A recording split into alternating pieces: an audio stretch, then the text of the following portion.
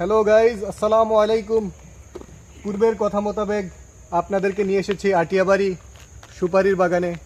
আসুন আমরা আটিয়াবাড়ি সুপারি বাগানের সৌন্দর্য উপভোগ করি আজকে।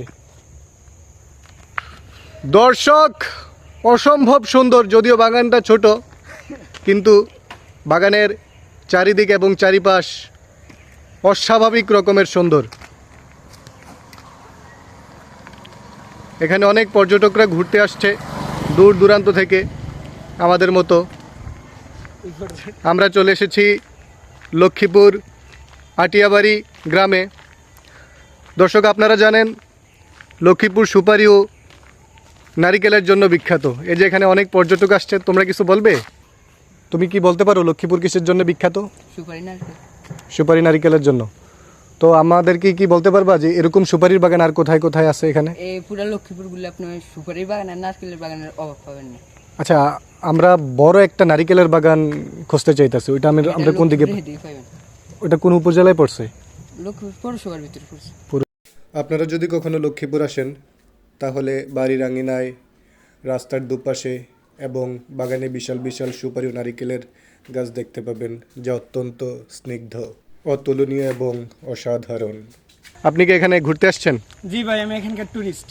তো ঘুরে এলাকাটা কেমন লাগতেছে আপনার কাছে? অসম্ভব সুন্দর ভাই, এত ভিউ, ও ভাই মাথা নষ্ট করা।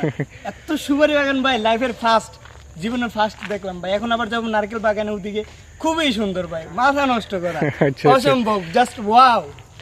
প্রিয় দর্শক, পর্যটকের উচ্ছ্বাস উদ্দীপনা আপনারা দেখতেই পেলেন।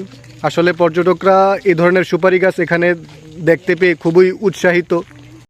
যদি আটিয়াবাড়ি সুপারি বাগান দেখতে চান তবে আপনাদের প্রথমে আসতে হবে লক্ষ্মীপুরের রায়পুর উপজেলায়।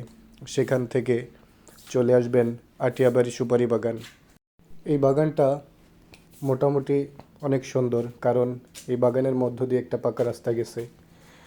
এটা ছাড়াও আপনারা লক্ষ্মীপুরের অন্যান্য আরও বিশাল বিশাল সুপারি বাগান ও নারিকেলের বাগান দেখতে পাবেন।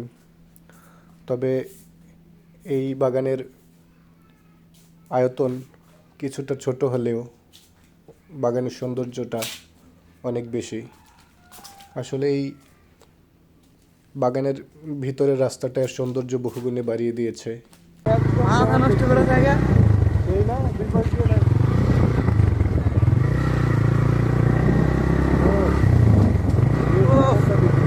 এদিক দিয়ে কটা ছবি তুলতে হবে। আমাদের সাথে